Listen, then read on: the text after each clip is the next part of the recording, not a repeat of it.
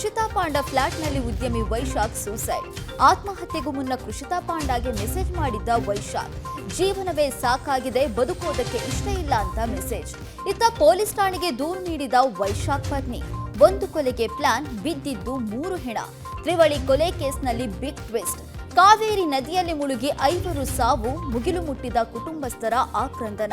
ಸಚಿವ ಜಾರಕಿಹೊಳಿ ಬಾಮೈದನಿಗೆ ಇಡಿ ಶಾಕ್. ಮಂಜುನಾಥ್ ಮನೆಯಲ್ಲಿತ್ತು ಕೋಟಿ ಚಿನ್ನಾಭರಣ, ನಗದು. ಎಲ್ಲವನ್ನ ನೋಡೋಣ ಕರ್ನಾಟಕ ಟಾಪ್ 20ಯಲ್ಲಿ. ನಟಿ ಕೃಷಿತಾ ಪಾಂಡ ಅವರ ಆರ್ಆರ್ ನಗರದ ಎಲಿಗೆಂಟ್ ಅಪಾರ್ಟ್ಮೆಂಟ್ನ ಫ್ಲಾಟ್ನಲ್ಲಿ ಗೆಳೆಯ ಆಪ್ತ ವೈಶಾಖ್ ನೇಣು ಬಿಗಿದುಕೊಂಡು ಆತ್ಮಹತ್ಯೆಗೆ ಶರಣಾಗಿದ್ದಾರೆ. ನಿನ್ನೆ ರಾತ್ರಿ 11ರ ಸುಮಾರಿಗೆ ನಟಿಯ ಗೆಳೆಯ ಹಾಗೂ ಉದ್ಯಮಿ ವೈಶಾಖ್ ಮನೆಯಲ್ಲಿ ಯಾರೂ ಇಲ್ಲದ ವೇಳೆ ಆತ್ಮಹತ್ಯೆ ಮಾಡಿಕೊಂಡಿದ್ದಾರೆ. ವೈಶಾಖ್ ಆತ್ಮಹತ್ಯೆ ವೇಳೆ ಫ್ಲಾಟ್ನಲ್ಲಿ ಕೃಷಿ ಇರಲಿಲ್ಲ. ಆದರೂ ಮನೆಯ ಮತ್ತೊಂದು ಕೀ ವೈಶಾಖ್ ಬಳಿ ಇತ್ತು. ಸ್ಥಳದಲ್ಲಿ ಯಾವುದೇ ಡೆತ್ ನೋಟ್ ಪತ್ತೆಯಾಗಿಲ್ಲ. ಇನ್ನು ಈ ಸಂಬಂಧ ಠಾಣೆಯಲ್ಲಿ ದೂರು ನೀಡಿರುವ ವೈಶಾಖ್ ಪತ್ನಿ, ಆತ್ಮಹತ್ಯೆಗೆ ಶರಣಾದ ವೈಶಾಖ್ ಮತ್ತು ಕೃಷಿತಾ ಪಾಂಡ ವಿರುದ್ಧ ಈ ಹಿಂದೆ ಉದ್ಯಮಿ ಅರವಿಂದ್ ರೆಡ್ಡಿ ಬೆದರಿಕೆ ಹಾಕಿದ ಬಗ್ಗೆ ದೂರು ನೀಡಿದ್ರು. ಈ ದೂರಿನ ಸಂಬಂಧ ವೈಶಾಖ್ ಅವರನ್ನ ಬಂಧಿಸಲಾಗಿತ್ತು. ಇದೇ ವಿಚಾರಕ್ಕೆ ವೈಶಾಖ್ ಮತ್ತು ಪತ್ನಿ ನಡುವೆ ಗಲಾಟೆ ನಡೆಯುತ್ತಿತ್ತಂತೆ. ಇದರಿಂದ ನೊಂದು ವೈಶಾಖ್ ಆಗಾಗ ಕೃಷಿ ನಿವಾಸಕ್ಕೆ ಬರ್ತಿದ್ರಂತೆ. ಅಲ್ಲದೆ ಕುಟುಂಬದಿಂದ ಅಂತರ ಕಾಯ್ದುಕೊಂಡಿದ್ದ ವೈಶಾಖ್ ಮಾನಸಿಕ ಖಿನ್ನತೆಗೂ ಒಳಗಾಗಿದ್ರು ಎನ್ನಲಾಗ್ತಿದೆ. ನಟಿ ಕೃಷಿತಾ ಪಾಂಡ ಗೆಳೆಯ ವೈಶಾಖ್ ಆತ್ಮಹತ್ಯೆಗೆ ಮುನ್ನ ಮೆಸೇಜ್ ಮಾಡಿದ್ರಂತೆ. ನನಗೆ ಜೀವನವೇ ಸಾಕಾಗಿದೆ, ನನಗೆ ಬದುಕೋಕೆ ಇಷ್ಟ ಇಲ್ಲ ಅಂತ ಮೆಸೇಜ್ ಮಾಡಿದ್ದಾರೆ. ಆಗ ಆ ರೀತಿ ಮಾಡ್ಕೋಬೇಡ ಅಂತ ನಟಿ ಕೃಷಿ ವೈಶಾಖ್ಗೆ ಧೈರ್ಯ ಹೇಳಿದ್ದಾರೆ. ಇಬ್ರು ಕುಕ್ಕೆ ಸುಬ್ರಹ್ಮಣ್ಯಕ್ಕೆ ಹೋಗಿ ಬರೋಣ, ದೇವಸ್ಥಾನಕ್ಕೆ ಹೋಗಿ ಬರೋಣ, ಮನಸ್ಸು ಹಗರ ಮಾಡ್ಕೋ ಅಂತ ಹೇಳಿದ್ರಂತೆ ಕೃಷಿತಾ ಪಾಂಡ.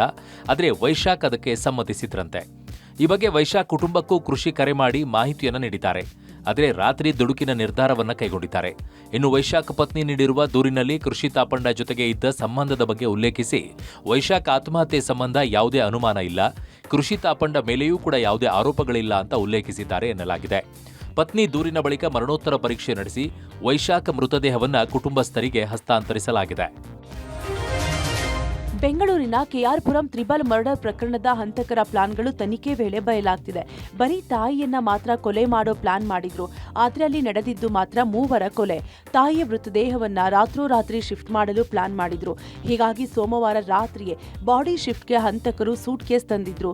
ಇದಕ್ಕೆ ಸಾಕ್ಷಿಯಾಗಿ ಎಕ್ಸ್ಕ್ಲೂಸಿವ್ ಸಿಸಿಟಿವಿ ದೃಶ್ಯಾವಳಿಗಳು ಪಬ್ಲಿಕ್ ಟಿವಿಗೆ ಲಭ್ಯವಾಗಿದೆ. ಆದ್ರೆ ರಾತ್ರಿ 8:30ರ ಸುಮಾರಿಗೆ ಶ್ವೇತಾ ತಂಗಿ ಮನೆಗೆ ಎಂಟ್ರಿ ಆಗಿದ್ದು, ಹೀಗಾಗಿ ಪ್ಲಾನ್ ಫೇಲ್ ಆಗಿ ಏನ್ ಮಾಡೋದು ಅಂತ ತೋಚದೆ ಅನಿವಾರ್ಯವಾಗಿ ಮತ್ತಿಬ್ಬರನ್ನ ಕೊಲೆ ಮಾಡಿದ್ದಾರೆ. ಇನ್ನು ಕೆಆರ್ ಪುರಂನಲ್ಲಿ ಮಾತ್ರವಲ್ಲದೆ HCLನ ಗುರುರಾಜ ಲೇಔಟ್ನಲ್ಲಿ ಆರೋಪಿ ಕೆನೆತ್ ಬಾಡಿಗೆ ಫ್ಲಾಟ್ ತೆಗೆದುಕೊಂಡಿದ್ದನು. ಈ ಫ್ಲಾಟ್ಗೆ ಮೃತದೇಹ ತಗೊಂಡು ಹೋಗಲು ಆರೋಪಿಗಳು ಪ್ಲಾನ್ ಮಾಡಿದ್ರು ಎನ್ನಲಾಗಿದೆ.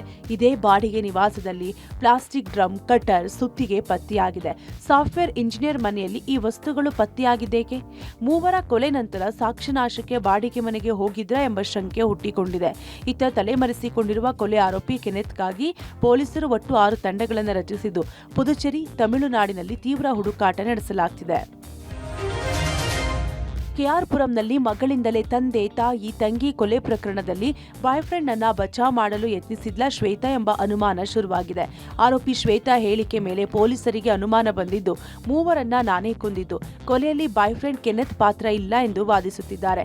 ಆದರೆ ಮೃತ ತಂದೆ ಸೋಮಸುಂದರ್ ಡೈಯಿಂಗ್ ಡಿಕ್ಲರೇಷನ್ ಮೇಲೆ ಕೆನೆತ್ ಆರೋಪಿ ಆಗೋದು ಖಚಿತವಾಗಿದೆ. ಭಾರತೀಯ ಸಾಕ್ಷ್ಯ ಅಧಿನಿಯಮ ಕಲಂ 26 ಅಡಿ ಡೈಯಿಂಗ್ ಡಿಕ್ಲರೇಷನ್ಗೆ ಮಹತ್ವವಿದ್ದು, ಹೀಗಾಗಿ ತ್ರಿವಳಿ ಕೊಲೆ ಆರೋಪಿ ಶ್ವೇತಾ ಪ್ರಿಯಕರನನ್ನ ರಕ್ಷಿಸಲು ಪ್ಲಾನ್ ಮಾಡಿದ್ಲ ಎಂಬ ಅನುಮಾನ ಮೂಡಿದೆ. ಇನ್ನು ಬಂಧಿತ ಶ್ವೇತಾಳನ್ನ ತೀವ್ರ ವಿಚಾರಣೆ ಮಾಡಲಾಗ್ತಿದ್ದು, ತಾಂತ್ರಿಕ ಸಾಕ್ಷ್ಯ, ಸಾಂದರ್ಭಿಕ ಸಾಕ್ಷ್ಯಗಳನ್ನ ತನಿಖಾ ತಂಡ ಕಲೆ ಹಾಕ್ತಿದೆ. ಕೆನೆತ್ನ ಬಾಡಿಗೆ ಮನೆಯಲ್ಲೂ ಶೋಧ ನಡೆಸಲಾಗ್ತಿದೆ. ನಿನ್ನೆ ಮಂಡ್ಯದ ಮುತ್ತತ್ತಿಯ ಕಾವೇರಿ ನದಿಯಲ್ಲಿ ಜಲಸಮಾಧಿಯಾದ 5 ಮರಣೋತ್ತರ ಪರೀಕ್ಷೆಯನ್ನ ಮಾಡಲಾಗಿದೆ.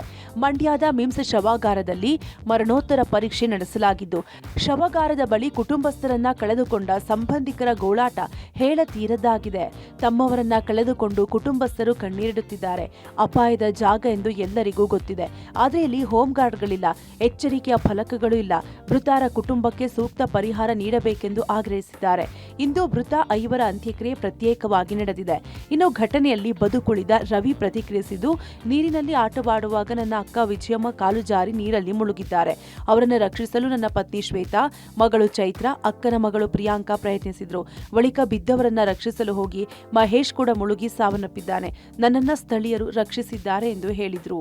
ಕಾವೇರಿ ನದಿಯಲ್ಲಿ ಹೋಗಿ ಪೂಜೆ ಮಾಡಿ ಮುಖ ತೊಳಿಕ್ಕೆ ಹೋಗಿ ಕಾಲು ಜಾರಿ ಹಂಗೆ ಆಟ ಆಡ್ತಾ ಕಾಲು ಜಾರಿ ಬಿದ್ದು ಅಕ್ಕ ಒಬ್ಳು, ವೈಫ್ ಒಬ್ಳು, ಮಗಳೊಬ್ಳು, ಮತ್ತು ನಮ್ಮ ಅಕ್ಕನ ಮಗಳು, ಫ್ರೆಂಡ್ ಅದೇ ಬಿದ್ದೋದ್ರಲ್ಲ. ಆವಾಗ ನಮ್ಮ ಫ್ರೆಂಡ್ ಕಾರ್ ಡ್ರೈವರು ಎಳಕ್ಕೆ ಹೋದಾಗ ಹಿಂದೆ ನಾನು ಮುಳುಗ್ಬಿಟ್ಟಿದ್ದೆ. ಆಮೇಲೆ ಯಾರೋ ಬಂದು ಹೇಳಿದ್ರು, ನಾನು ಬದುಕೊಂಡು ಇದ್ದವರೆಲ್ಲನೂ ಎಳಕ್ಕೆ ಹಾಕ್ತೋಯ್ತು.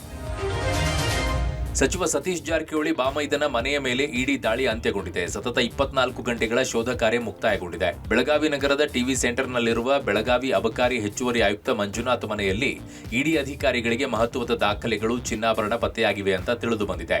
ದಾಳಿ ವೇಳೆ ಮಂಜುನಾಥ್ ಮನೆಯಲ್ಲಿ 2.5 ಕೆಜಿ ಚಿನ್ನಾಭರಣ, 3 ಕೋಟಿ ನಗದು ಜೊತೆಗೆ 10ಕ್ಕೂ ಹೆಚ್ಚು ಬೇನಾಮಿ ಬಾರ್ ಪರವಾನಗಿಗಳು ಪತ್ತೆಯಾಗಿವೆ. ಯಾವುದೇ ಕ್ಷಣದಲ್ಲಿ ವೈ ಮಂಜುನಾಥ್ ಬಂಧನ ಸಾಧ್ಯತೆ ಇದೆ. ಇನ್ನು ಬೆಳಗಾವಿಯಲ್ಲಿ ದಾಳಿ ಅಂತ್ಯ ಬೆನ್ನಲ್ಲೇ ಬೆಂಗಳೂರಿನಿಂದ ಬೆಳಗಾವಿಗೆ ವೈ ಮಂಜುನಾಥ್ ಆಗಮಿಸಿದ್ದಾರೆ. ಸರ್ಕಾರಿ ಕಾರಿನಲ್ಲೇ ಬೆಳಗಾವಿಯ ಟಿವಿ ಸೆಂಟರ್ನ ನಿವಾಸಕ್ಕೆ ಆಗಮಿಸಿದರು. ಇಡಿ ಅಧಿಕಾರಿಗಳು ದಾಳಿ ಮುಗಿಸಿ ವಾಪಸ್ ತೆರಳುತ್ತಿದ್ದಂತೆ ಕಾರು ಮೂಲಕ ಬೆಂಗಳೂರಿನಿಂದ ಬೆಳಗಾವಿಗೆ ಬಂದಿದ್ದಾರೆ. ನಿನ್ನೆ ದಾಳಿ ವೇಳೆ ಬೆಂಗಳೂರಿನಲ್ಲೇ ಮಂಜುನಾಥ್ ಇದ್ರು. ನಿನ್ನೆ ಬೆಳಗಾವಿ ಟಿವಿ ಸೆಂಟರ್ನಲ್ಲಿರುವ ಮಂಜುನಾಥ್ ಮನೆ ಸೇರಿದಂತೆ ರಾಜ್ಯದ ಒಟ್ಟು 10 ಸ್ಥಳಗಳಲ್ಲಿ ಏಕಕಾಲವಾಗಿ ಇಡಿ ಅಧಿಕಾರಿಗಳು ದಾಳಿ ನಡೆಸಿದರು. ಉತ್ತರ ಕನ್ನಡ ಜಿಲ್ಲೆಯ ಇಂದಿರಾ ಗಾಂಧಿ ವಸತಿ ಶಾಲೆಯಲ್ಲಿ 10ನೇ ತರಗತಿ ವಿದ್ಯಾರ್ಥಿ ನೇಣು ಬಿಗಿದ ಸ್ಥಿತಿಯಲ್ಲಿ ಶವ ಪತ್ತೆಯಾದ ಪ್ರಕರಣಕ್ಕೆ ಇದೀಗ ಬಿಗ್ ಟ್ವಿಸ್ಟ್ ಸಿಕ್ಕಿದೆ. ಸಿದ್ದಾಪುರ ತಾಲೂಕಿನ ಕಾನಸೂರಿನ ಇಂದಿರಾ ಗಾಂಧಿ ವಸತಿ ಶಾಲೆಯ ಶಿಕ್ಷಕನ ಕಾಮ ಪುರಾಣ ಕಂಡ ವಿದ್ಯಾರ್ಥಿಯನ್ನ ಕೊಲೆ ಮಾಡಲಾಗಿದೆ ಅಂತ ಪ್ರಕರಣ ದಾಖಲಾಗಿದೆ. ಜೂನ್ 9ರಂದು ವಸತಿ ಶಾಲೆಯಲ್ಲಿ ನೇಣು ಬಿಗಿದ ಸ್ಥಿತಿಯಲ್ಲಿ ವಿದ್ಯಾರ್ಥಿ ಕೃಷ್ಣಗೌಡನ ದೇಹ ಪತ್ತೆಯಾಗಿತ್ತು. ಈ ಬಗ್ಗೆ ವಿದ್ಯಾರ್ಥಿಯ ತಾಯಿ ಜಯಶ್ರೀ ತಮ್ಮ ಮಗನದ್ದು ಆತ್ಮಹತ್ಯೆ ಅಲ್ಲ, ಕೊಲೆ ಎಂದು ಸಿದ್ದಾಪುರ ಠಾಣೆಯಲ್ಲಿ ದೂರು ನೀಡಿದ್ರು. ಈ ದೂರಿನಲ್ಲಿ ವಾರ್ಡನ್ ಅಬುತಲಹ 9ನೇ ತರಗತಿ ವಿದ್ಯಾರ್ಥಿನಿ ಜೊತೆ ದುರ್ವರ್ತನೆ ಮಾಡುತ್ತಿರುವುದನ್ನ ಮಗ ನೋಡಿದ್ದನು. ಈ ವಿಷಯ ಬಾಯ್ಬಿಟ್ರೆ ಕೊಲೆ ಮಾಡೋದಾಗಿ ಮಗನಿಗೆ ವಾರ್ಡನ್ ಬೆದರಿಕೆ ಒಡ್ಡಿದ್ದನು. ಹಲವು ಬಾರಿ ಕತ್ತು ಹಿಸುಕಿ ಹಿಂಸೆ ನೀಡಿದ್ದಾನೆ ಅಂತ ದೂರಿನಲ್ಲಿ ಉಲ್ಲೇಖಿಸಿ. ಇನ್ನು ದೂರು ಬೆನ್ನಲ್ಲೇ ವಾರ್ಡನ್ ವಶಕ್ಕೆ ಪಡೆದು ಕಾರವಾರದ ಡಿವೈಎಸ್ಪಿ ಗಿರೀಶ್ ನೇತೃತ್ವದ ತಂಡ ವಿಚಾರಣೆ ನಡೆಸುತ್ತಿದ್ದಾರೆ. ಗೃಹಲಕ್ಷ್ಮಿ ಪರಿಷ್ಕರಣೆಗೆ ಕ್ಷಣಗಣನೆ ಶುರುವಾಗಿದೆ. ಸಚಿವ ಸಂಪುಟದಲ್ಲಿ ಮರು ಪರಿಶೀಲನೆ ಅರ್ಜಿಗೆ ಒಪ್ಪಿಗೆ ಬಳಿಕ ಹೊಸ ಅರ್ಜಿ ಸಲ್ಲಿಕೆಗೆ ಅವಕಾಶ ಮಾಡಿಕೊಡಲಾಗುತ್ತೆ. ಮರು ಪರಿಶೀಲನಾ ಅರ್ಜಿಗಾಗಿ ಆಪ್ ಸಿದ್ಧಪಡಿಸಿದ್ದು ಅಂಗನವಾಡಿ ಕಾರ್ಯಕರ್ತೆಯರ ಮುಖಾಂತರ ನಡೆಯಲಿದೆ. ಗೃಹಲಕ್ಷ್ಮಿ ಮರು ಪರಿಶೀಲನೆಗಾಗಿ ಹೊಸ ಆಪ್ನಲ್ಲಿ ಸುಮಾರು 12ಕ್ಕೂ ಹೆಚ್ಚು ಪ್ರಶ್ನೆಗಳನ್ನು ಫಲಾನುಭವಿಗಳನ್ನ ಕೇಳಲಾಗಿದೆ. ನಕಲಿ ಫಲಾನುಭವಿಗಳನ್ನ ಪತ್ತೆ ಹಚ್ಚುವುದಕ್ಕೆ ಫಲಾನುಭವಿಗಳಿಂದಲೇ ಡಿಕ್ಲರೇಷನ್ ಸಹ ತೆಗೆದುಕೊಳ್ಳಲಾಗ್ತಿದೆ. ಅರ್ಜಿ ಸಲ್ಲಿಕೆ ವೇಳೆ ತಪ್ಪು ಮಾಹಿತಿ, ಸುಳ್ಳು ಮಾಹಿತಿ ಕೊಟ್ಟಿದ್ರೆ ನನ್ನ ಮೇಲೆ ಕಾನೂನು ಕ್ರಮ ತೆಗೆದುಕೊಳ್ಳಿ ಎಂದು ಫಲಾನುಭವಿಗಳು ಡಿಕ್ಲರೇಷನ್ ಮಾಡಬೇಕಿದೆ. ಮತ್ತೊಂದು ಹೊಸದಾಗಿ ಸೇರ್ಪಡೆಯಾಗಿರುವ ಪ್ರಶ್ನೆ, ಫಲಾನುಭವಿಗಳು ಯಾವುದೇ ಬ್ಯಾಂಕ್ನ ಸೇವಿಂಗ್ಸ್ ಅಕೌಂಟ್ ನಂಬರ್ ಅನ್ನ ಕೊಡಬೇಕು. ಕಡ್ಡಾಯವಾಗಿ ಸೇವಿಂಗ್ಸ್ ಅಕೌಂಟ್ ಕೊಡಬೇಕು. ನಕಲಿ ಖಾತೆಗಳು ಮತ್ತು ಒಂದೇ ಖಾತೆಗೆ ಸಾವಿರಾರು ಕೋಟಿ ಹಣ ಪಾವತಿ ಬೆನ್ನಲ್ಲೇ ಸೇವಿಂಗ್ಸ್ ಅಕೌಂಟ್ ನಂಬರ್ ಕೊಡಬೇಕು ಅಂತ ಕಡ್ಡಾಯ ಮಾಡಿದೆ. ಶೀಘ್ರದಲ್ಲೇ ಗೃಹಲಕ್ಷ್ಮಿ ಮರು ಪರಿಶೀಲನೆ ಶುರುವಾಗಲಿದೆ. ಇನ್ನು ನಕಲಿ ಖಾತೆಗಳಿಗೆ 225 ಕೋಟಿ ಹಣ ಹೋಗಿರುವ ಬಗ್ಗೆ ಸಿಎಜಿ ವರದಿ ಕೊಟ್ಟಿದೆ. ಈ ಬಗ್ಗೆ ಸರ್ಕಾರ ಎಸ್ಐಟಿ ರಚಿಸಲಿ. ನಕಲಿ ಖಾತೆಗಳಿಗೆ ಹಣ ಹೋಗ್ತಿದ್ರು, ಗ್ಯಾರಂಟಿ ಜಾರಿ ಸಮಿತಿಗಳು ಕತ್ತೆ ಕಾಯ್ತಿದ್ರಾ ಅಂತ ವಿಪಕ್ಷ ನಾಯಕ ಆರ್ ಅಶೋಕ್ ಕಿಡಿಕಾರಿದ್ದಾರೆ.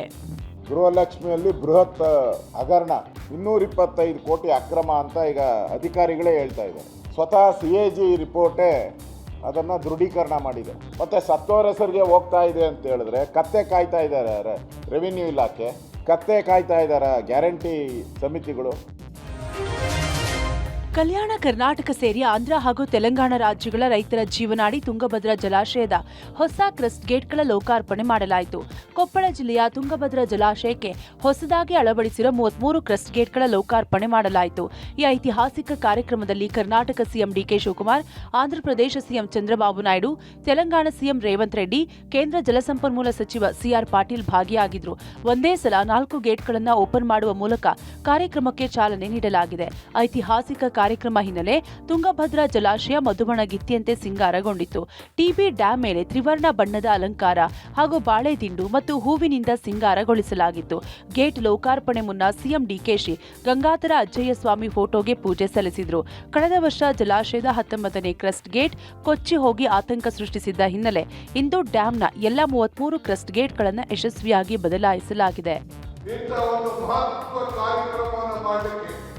ನಿಮ್ಮೆಲ್ಲರ ಆಸೆ, ನಿಮ್ಮೆಲ್ಲರ ಬೈಕೆ, ಇದರಿಂದ 33 ಗೇಟ್ಗಳನ್ನ ಬದಲಾಯಿಸಬೇಕು ಅಂತ ಹೇಳಿ ತೀರ್ಮಾನವನ್ನು ಮಾಡಿ ಈ 33 ಗೇಟ್ಗಳನ್ನ ಬದಲಾಯಿಸಿ ಈ ನಮ್ಮ 3 ರಾಜ್ಯದ ರೈತರುಗಳನ್ನ ರಕ್ಷಣೆ ಮಾಡಲಿಕ್ಕೆ ಈ ಭಗವಂತ ಈಗ ದೊಡ್ಡ ಅವಕಾಶವನ್ನು ಮಾಡಿಕೊಟ್ಟಿದ್ದಾರೆ.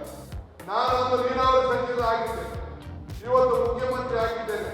ಮುಖ್ಯಮಂತ್ರಿ ಆಗಿಲ್ಲೂ ಕೂಡ ನಿಮ್ಮ ಸೇವಕ, ನಿಮ್ಮ ರೈತ, ನಿಮ್ಮ ಬಂಧು ಅನ್ನೋದನ್ನ ಈ ಬಾರಿ ಮುಂಗಾರಿನ ಮುನಿಸು ಜೋರಾಗಿದೆ. ರಾಜ್ಯದ ಎಲ್ಲ ಜಿಲ್ಲೆಗಳಲ್ಲೂ ಮಳೆಯ ಕೊರತೆ ಹೆಚ್ಚಾಗಿದೆ. ಮಳೆ ಕೈಕೊಟ್ಟ ಬೆನ್ನಲ್ಲೇ ರೈತರಿಗೆ ಹೊಸ ಶಾಕ್ ಎದುರಾಗಿದೆ. ರೈತರು ಮಳೆ ಬಾರದಿದ್ರೆ ಹೆಂಗಪ್ಪ ಅನ್ನೋ ಆತಂಕದಲ್ಲಿಯೇ ದಿನ ದುಡ್ತಾ ಇದ್ದಾರೆ. ಈ ಮಧ್ಯೆ ರಾಜ್ಯದ ಪ್ರಮುಖ ಜಲಾಶಯಗಳ ಒಡಲು ಖಾಲಿ ಆಗ್ತಿದೆ. ರೈತರು ಮಾತ್ರವಲ್ಲದೆ ಜಲಾಶಯಗಳ ನೀರಿನ ಮೇಲೆ ಅವಲಂಬನೆವಾಗಿರುವ ಬೆಂಗಳೂರು ನಗರವಾಸಿಗಳಿಗೂ ಟೆನ್ಷನ್ ಶುರುವಾಗಿದೆ. ಈಗಾಗಲೇ ಜೂನ್ ತಿಂಗಳ ಮಳೆ ಪ್ರಮಾಣ 40% 35% ಇಳಿಕೆಯಾಗಿದೆ. ಜುಲೈನಲ್ಲೂ ಕೂಡ ಇದೇ ಪರಿಸ್ಥಿತಿ ಮುಂದುವರೆದರೆ ಕುಡಿಯೋ ನೀರಿಗೂ ಬರ ಸೃಷ್ಟಿಯಾಗುವ ಅಪಾಯವಿದೆ. ರಾಜ್ಯದ ಜಲಾಶಯಗಳಲ್ಲಿ ಸದ್ಯ ಇರುವ ನೀರನ್ನೇ ಕೃಷಿ ಹಾಗೂ ಇನ್ನಿತರ ಕೆಲಸಕ್ಕೆ ಬಳಕೆ ಮಾಡಬೇಕಿದೆ. ಆದರೆ ಇದು ಇನ್ನೆಷ್ಟು ದಿನ ಬರಲಿದೆ ಎಂಬ ಆತಂಕ ಇದೆ. ಇವತ್ತು ಅಥವಾ ನಾಳೆ ರಾಜ್ಯದ ಬಹುತೇಕ ಜಿಲ್ಲೆಗಳಲ್ಲಿ ಅಲ್ಪ ಮಳೆಯಾಗುವ ಸಾಧ್ಯತೆ ಇದೆ ಅಂತ ಹವಾಮಾನ ಇಲಾಖೆ ಮಾಹಿತಿ ಕೊಟ್ಟಿದೆ.